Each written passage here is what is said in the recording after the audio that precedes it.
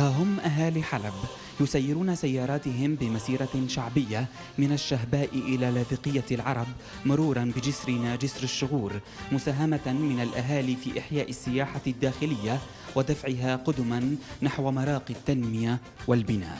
جماهير حلب اليوم تنطلق باتجاه مدينة اللاذقية لتؤكد أن الوطن بخير وسوريا بخير، وأن هذا البلد المعطاء الطيب والكريم إنما يجدد في هذه الرحلات السياحية والمباركة حبه ووفائه للمسيرة الإصلاحية التي أطلقها السيد الرئيس. طالعين من مدينة حلب الشهباء، حلب الوفاء للقائد بشار الأسد، لنعبر عن محبتنا نحن والعائلة إنه ما في شيء لا بحلب، إنه الأجواء كلها بخير ونحن طالعين سياحة، وإن شاء الله بالأسابيع القادمة بدنا نطلع لمدينة حماه، مدينة أبي الفداء، ولا مدينة حمص، مدينة خالد الوليد، لنعبر إنه نحن كلياتنا بسوريا إيد وحدة إن شاء الله. كلها من الشباب والمواطنين في حلب تنظيمها مشان دعم السياحة ودعم الاقتصاد، ومشان الشغلة الثانية هي الأهم، دعم القائد ومسيرة القائد ومسيرة الإصلاح. والله نحن كثير مبسوطين وكثير فرحانين، وفوق هالشيء هذا نحن مع الدكتور بشار ومع الإصلاحات،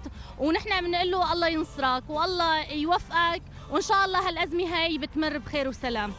هي مسيرة سيارات إلى شاطئ اللاذقية لدعم السياحة الداخلية، وأملا من أهالي حلب بعودة السياحة الداخلية السورية عما كانت عليه، ودعما وتحية لأسر شهدائنا الأبرار الكرام.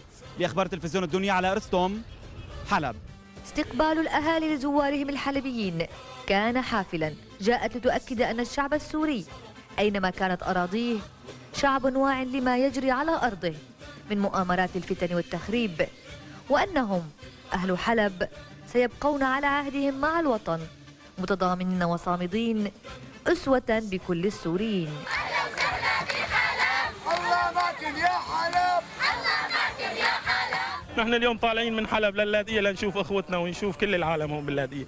هذه الزيارة إن دلت تدل على تماسك هذا الشعب بوحدته، بوطنيته، بإيمانه، بمصداقيته، على أن الوطن واحد والشعب واحد. جينا نرحب بأهالينا من حلب اللي جايين على بيتهم الثاني اللاذقية، ونقول لهم أهلا وسهلا فيكم ونورتونا. طبعا أثبتوا أنه الشعب السوري كله إيد وحدة تحت قيادة السيد الرئيس بشار حافظ الأسد، ومثل ما قال سيادة الرئيس سوريا بخير.